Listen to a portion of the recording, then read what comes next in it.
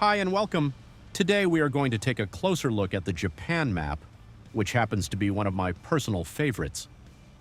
I must clarify that I like this map not because it is particularly good, but because my personal performance on it is very high. Today I will share the strategies I use on this map. Let's start with a defensive strategy. Our goal is to reach this hill, and the first thing we need to check is the right flank. Enemy fast tanks often like to rush here, and they can cause us serious problems. Once we've made sure there are no enemies on the right flank, we start checking the annoying hills where opponents love to play. We begin with the standard spot where there's almost always an enemy. If there's no one on the right flank or the standard hilltop position, we can slightly adjust our angle by moving to the other side of the hill we're hiding behind. From this position, we get an excellent opportunity to catch careless opponents playing on these mountains. The first phase of the battle will be spent near this hill, defending our flank and trying to capitalize on enemy mistakes. We'll move from the left side of the hill to the right, looking for a kill while keeping an eye on the battle's progress and our opponent's actions. If our team gets almost completely wiped out in the first seconds of the battle, this position will allow us to hold the line and prevent the enemies from pushing through the flank to start spawn camping. If the situation isn't critical and there are still teammates alive, after the first minute of the battle, we need to move to this ditch. The ideal scenario is when the enemy controls point A. There will be minimal attention directed our way, and we won't have to constantly look to the right, worrying about enemies coming from the right flank. This is a very strong and unexpected position for our opponents. From here, we have an excellent view of the mountains where enemies often appear, control the key road that enemies use to move from their spawn to the center of the map, and also have partial visibility of point A. Don't forget to periodically check your right side and listen carefully to ensure you aren't flanked from that direction. From this position, we can almost always inflict significant damage on the enemy and reduce the pressure on our teammates fighting for the C3 and C4 sectors. Tanks with poor gun depression can also effectively play from this position. Once we've cleared the hill of enemies, the first phase of the battle is complete, and we can move on to the second phase, going on the offensive. Our next goal is to move to Sector C3.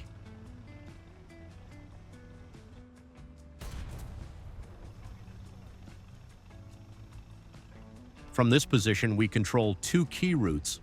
To the left, we maintain control of the same road we watched from the previous position, and to the right, we gain an excellent view of enemies leaving their spawn. If your conscience doesn't allow you to engage in spawn camping, stay here until the end of the match. However, if you, like me, enjoy positions that allow you to strategically cut off enemy reinforcements heading to the front line, then we need to move to Sector F1. On the way, always check this hill. It's a common spot for an enemy guarding the rock. In Sector F1, there is an absolutely disgusting position that completely ruins the game for our opponents. It's so strange and ridiculous that I honestly don't understand how Snail hasn't removed this hill yet, or at least made it so we appear on the minimap for enemies. This spot is entirely overpowered, allowing us to destroy a massive amount of enemy vehicles. From here, we control the key roads that the enemy uses to reach the center of the map and point A. Sometimes, an opponent you've taken out from this position will respawn and try to flank you from the right, forcing you to use close-quarters combat skills. I only recommend this position to those who don't believe in karma because half of the enemy team will genuinely hate you for using it. In any case, I want you to be aware of this position and always check it when playing from the southern side. A player using this spot has a chance to earn a nuclear bomb and turn the match in their favor, even if you are completely dominating. Now, let's talk about a more aggressive strategy, which is mainly used by experienced players. This strategy is more complex to execute, but it's fun and intended for players who prefer to fight face-to-face with their opponents. At the start of the battle, we need to head to Sector C3 and climb up this hill. From here, we have a clear view of the road leading to Point A. From this position, we can easily get a kill and destroy the tanks of players who hate this map and mindlessly rush to capture Point A.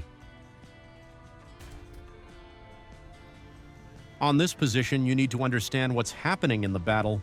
If your team is pushing point B, you can cover it from the position to the left of the hill we're playing on. From this spot, you can also stop the enemy from advancing further if they've managed to capture point B. For tanks with good gun depression and high reverse speed, there's an opportunity to ambush enemies by driving onto this hill. However, keep in mind that this is a very risky move. Always double-check the hills in front of you and the ones to your right before committing. Another important tip: if the enemy has already reached the hill you're hiding behind, don't try to crest the hill to take them out. The enemy will be in a low position and no tank in the game has enough gun depression to secure a safe kill and retreat unharmed. The gameplay on this position revolves around moving from one edge to the other to cover your team on the right or in the center of the map. If our team is losing both the center and the right side, we can stay in a defensive posture and engage the enemies in close combat. The hardest part of playing this position is advancing the attack. The ideal situation is when our team has captured point B and there are allies holding it. In this case, we just need to wait for a few brave teammates to push the enemy out of Sector E2. The golden rule is to never advance with the first wave. Our priority is to intercept enemies trying to slip through to point A. Once we go on the offensive, we enter the second phase of the battle. The goal of this phase is to deny the enemy team the ability to move freely into sectors E2 and E3. We need to reach this position. From this position, we have a partial view of the enemy spawn. Our job is to intercept any enemies climbing the road toward you from their spawn.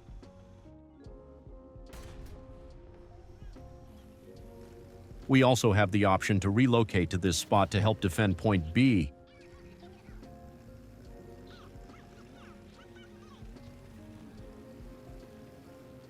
Once we're sure the enemy isn't pushing point B, and there are no issues at point A, we can move to this position.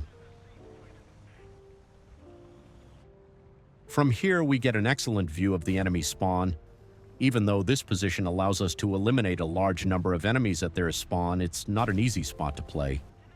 You constantly need to watch to your left and monitor the second road the enemy uses to reach the center of the map. In most cases, we'll win the match if we can secure this position and hold it.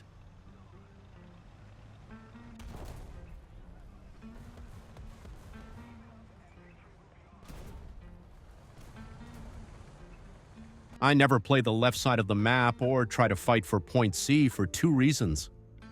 First, the enemy team has ridiculous positions that make it nearly impossible to fight for the point effectively. Second, by mastering the strategies I've discussed, you'll gain a lot more flexibility in your gameplay. We have two strategies, each with two phases. Nothing stops you from combining them. For example, you can start the match in the center of the map and then move to the strong position in Sector F1. Or you can begin with a defensive strategy near the hill in Sector B2 and later push the enemy hills in Sector E2. I want to take a quick moment to thank everyone who's been supporting this channel. Whether you're watching, commenting, or subscribing, it truly means the world to me. Sharing my strategies and gameplay tips with you is an absolute pleasure. And seeing this channel grow to almost 5,000 subscribers in under 3 months is beyond anything I expected. Thank you all for making this possible. I'd really appreciate it if you could share your feedback on what works best. Should I make videos focusing on one strategy per side to keep them shorter and then create a second part for the same map showing another strategy? Or would you prefer a single video that covers all the strategies I use? Guys, I know you're probably getting tired, but I've got some great news. Playing from the lower side is much easier, and we'll go through it much faster. We'll start with a very simple position that's perfect for beginners and incredibly easy to play. It doesn't matter if your tank is fast or slow, we always keep an eye on this road. An enemy in a fast-wheeled vehicle could already be on their way here. Next, we move into this dip and start gathering information. Our main priority is spotting the guy who's going to rush this hill to get an easy kill on tanks driven by players who hate this map and mindlessly charge to capture point A. From this position, our job is to take out enemies on the hill when they're not paying attention to us.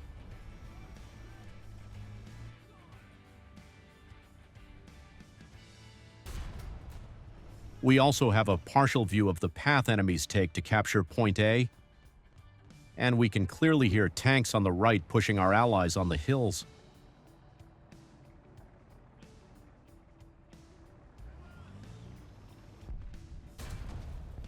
If the enemy starts capturing Point A, don't engage them immediately. In 99% of cases, you'll have the chance to eliminate them when they try to move to a position to attack our teammates. All you need to do is control this small area and wait for them here. I'm sure you've already realized that from this position, we completely counter the strategies we'll be using when playing from the opposite side. I usually spend the first phase of the battle here. You've seen firsthand what happens to our team if we let the enemy slip through the left flank or take control of our hills. Even though it's rare to rack up a lot of kills in this spot, someone has to do the dirty work. By the way, I don't recommend using this position with tanks that have poor gun depression or low reverse speed. Next, I'll show you another position for the start of the match, and then I'll explain the second phase, which will be the same regardless of where we begin.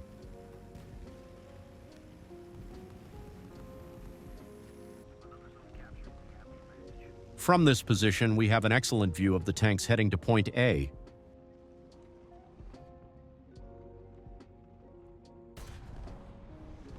We can also monitor the path to Point B and keep an eye on the enemy hills we play on when starting from the opposite side.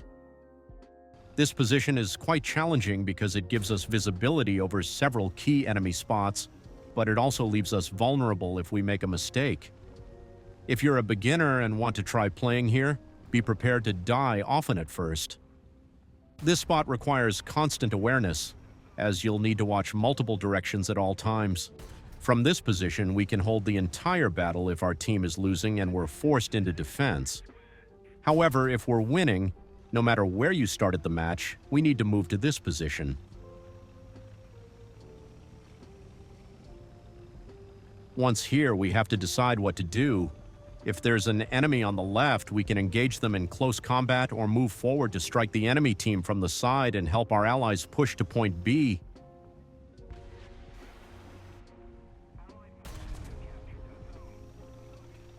If there are no enemies here, you should take this position. From here, you control the enemy spawn, and in most cases, as long as you don't make any mistakes, you'll easily secure the win. If you have a tank with good gun depression and high reverse speed, you can farm enemies from their own hills. You can stay in these positions until the end of the match, but I prefer to grab a couple of easy kills and then move to another spot.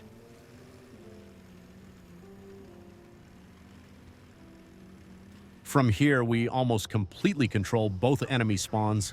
I hope this video was helpful to you. Thank you for watching, and take care.